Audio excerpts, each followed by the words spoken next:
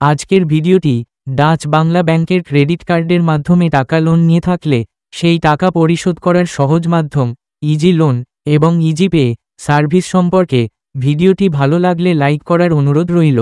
প্রথমে কল সেন্টারের মাধ্যমে বিস্তারিত তথ্য জানা যাক। ডাচ বাংলা ব্যাংক কন্ট্যাক্ট সেন্টারে আপনাকে স্বাগতম।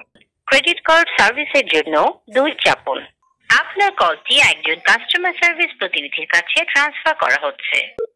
আসসালামু আলাইকুম, ডাচ বাংলা ব্যাংক থেকে মেশিন বলছি, কিভাবে আপনাকে সহযোগিতা করতে পারি?